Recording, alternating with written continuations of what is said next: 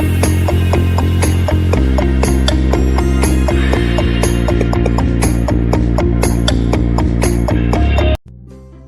Hello, ഞാൻ ഇന്ന് വന്നിരിക്കുന്നത് ഒരു പിസ്സ റെസിപ്പി ആയിട്ടാണ്. ഇതിൻ്റെ കൂടെ തന്നെ വളരെ എളുപ്പത്തിൽ വളരെ ടേസ്റ്റി ആയിട്ടുള്ള ഒരു പിസ്സ സോസിൻ്റെ റെസിപ്പിയും കൂടി ഉണ്ട്. അപ്പം നമുക്ക് ഉണ്ടാക്കാൻ തുടങ്ങാം. നമ്മളെ പിസ്സ കുഴയ്ക്കാൻ വേണ്ടിയിട്ട് ഇൻസ്റ്റൻറ്റ് ഈസ്റ്റായിട്ട് ഉപയോഗിക്കുന്നത്. അപ്പോൾ അതൊന്ന് ചെറു ചൂടുവെള്ളത്തിൽ ഒന്ന് മിക്സ് ചെയ്ത് വെക്കണം. അപ്പോൾ അതിന് വേണ്ടിയിട്ട് 200 ml ചെറു ചൂടുവെള്ളം എടുക്കുക. അതിലോട്ട് 2.5 ടീസ്പൂൺ ഇൻസ്റ്റൻറ്റ് ഈസ്റ്റ് ഇട്ട് കൊടുക്കുക. ഇനി ഇതിലോട്ട് 2 ടീസ്പൂൺ ഷുഗറും കൂടി ഇട്ട് കൊടുത്തിട്ട് നല്ലതായിട്ട് മിക്സ് ചെയ്തതിന് ശേഷം നമുക്കൊന്ന് പൊങ്ങാൻ വെക്കാം കേട്ടോ. ഇത്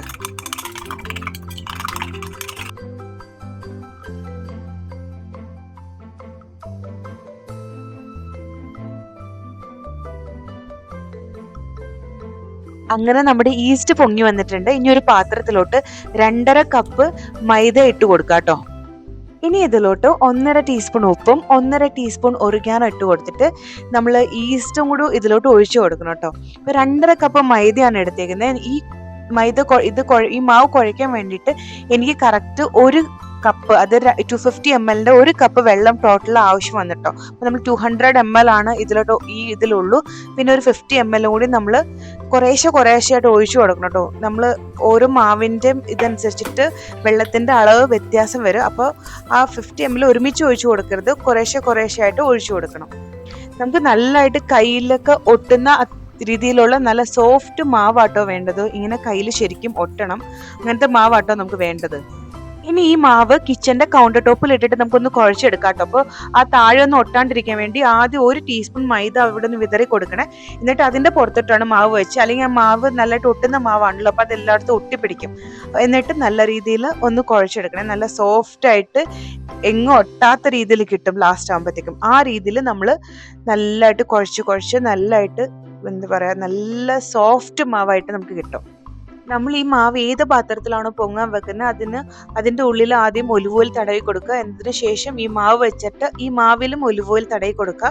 എന്നിട്ട് ഒരു നനഞ്ഞ തുണിയും കൊണ്ട് കവർ ചെയ്യുക. അല്ലെങ്കിൽ ഒരു പാത്രം വെച്ചിട്ട് അടച്ചു വെക്കുക, അല്ലെങ്കിൽ ക്ലിം ഫിലിം വെച്ചിട്ട് അടച്ചു വെക്കുക. ക്ലോസ് ചെയ്ത് നമ്മൾ എവിടെ ദോശമാവൊക്കെ പൊങ്ങാൻ വെക്കുന്ന ഒരു സ്ഥലം ഉണ്ടാവുമല്ലോ നമ്മുടെ എല്ലാവരുടെ വീട്ടിൽ, അവിടെ ഒരു 2 മണിക്കൂർ വെക്കുക. അപ്പം നല്ലതായിട്ട് പൊങ്ങി വരും.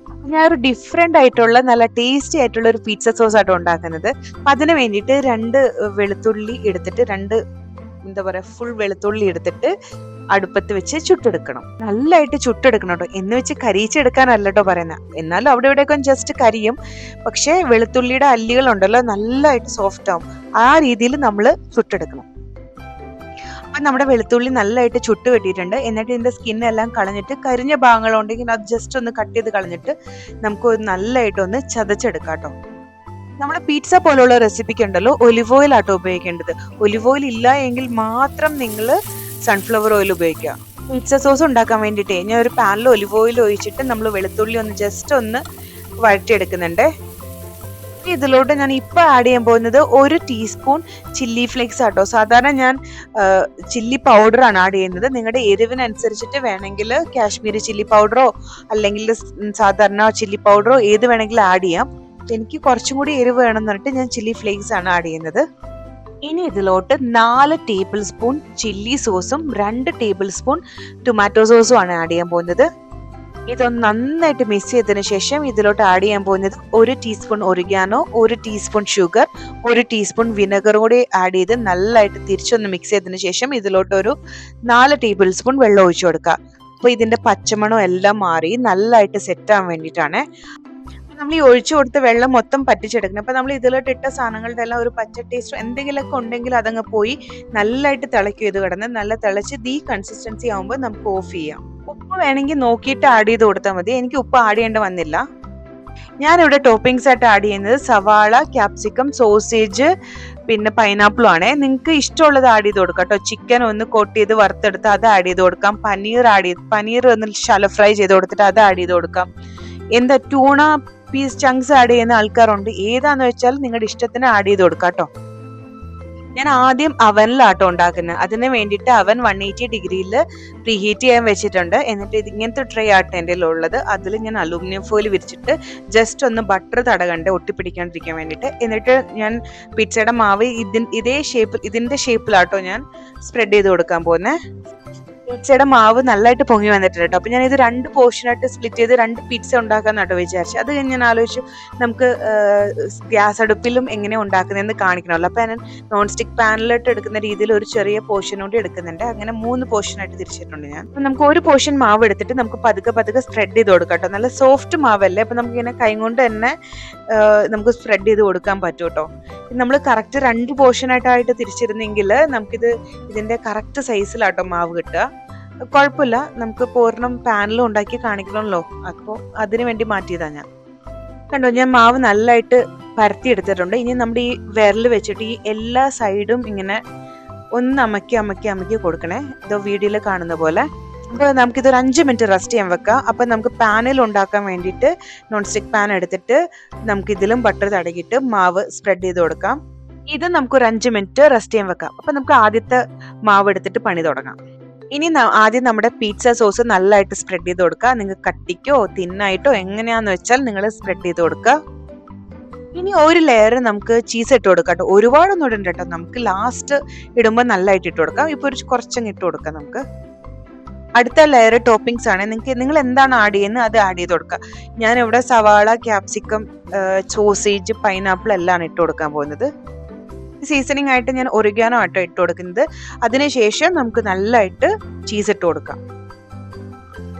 ഞാൻ 10 മിനിറ്റ്സ് 180 ഡിഗ്രിയിൽ പ്രീ ഹീറ്റ് ചെയ്യാൻ വെച്ച അവനിലോട്ട് പിസ്സ വെക്കുവാണ്.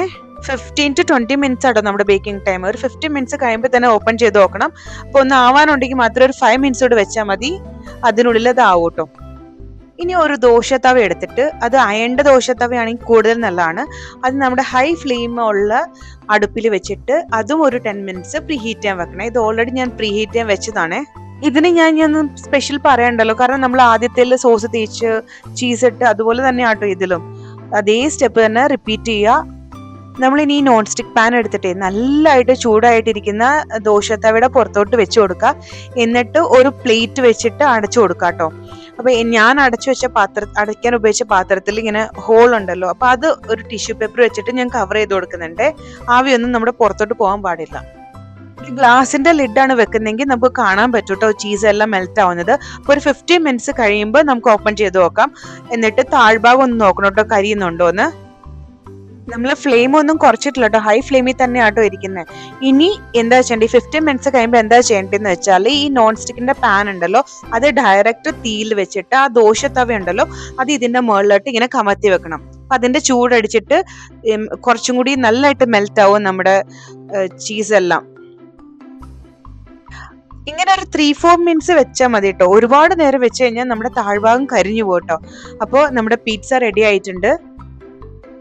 നമ്മുടെ പിസ്സ നല്ല അടിപൊളിയായിട്ട് വന്നിട്ടുണ്ട്. ചീസ് എല്ലാം നല്ലതായിട്ട് മെൽറ്റായി, താഴ്ഭാഗമൊക്കെ നല്ല കളറിലെല്ലാം വന്നിട്ട് അടിപൊളിയായി കിട്ടിയിട്ടുണ്ട് കേട്ടോ നമ്മുടെ പിസ്സ. ഇതിനിടയ്ക്ക് നമ്മൾ അവനിൽ വെച്ച പിസ്സ ഉണ്ടല്ലോ അതും റെഡി ആയിട്ടുണ്ടായിരുന്നു കേട്ടോ. അപ്പൊ നമുക്ക് ഇനി കട്ട് ചെയ്തെടുക്കാം. ഇത് കണ്ടോ, നല്ല അടിപൊളിയായിട്ട് പിസ്സ വന്നിട്ടുണ്ട്. എനിക്ക് പിസ്സ ഉണ്ടാക്കാൻ അറിയാം, പക്ഷെ കട്ട് ചെയ്യുന്ന കാര്യം ഭയങ്കര പാടാട്ടോ. ചില സമയത്ത് ഞാൻ കത്രിയൊക്കെ വെച്ച് കട്ട് ചെയ്യേ. ഇതാ കണ്ടോ, നല്ല അടിപൊളിയായിട്ട് വന്നിട്ടുണ്ട് കേട്ടോ നമ്മുടെ പിസ്സ. കാണാൻ മാത്രമല്ല കേട്ടോ നല്ലത്, ടേസ്റ്റും അടിപൊളിയായിരുന്നു. അങ്ങനെ അടുത്ത പിസ്സ നമ്മൾ ഉണ്ടാക്കി എടുത്തിട്ടുണ്ട്. വലിയ പാടൊന്നും ഇല്ല കേട്ടോ പിസ്സ ഉണ്ടാക്കാൻ വേണ്ടിയിട്ട്. നമ്മൾ ആദ്യം വിചാരിക്കും അയ്യോ നമുക്ക് ശരിയാവോ, പക്ഷെ വളരെ ഈസിയാണ് പിസ്സ ഉണ്ടാക്കാൻ വേണ്ടിയിട്ട്.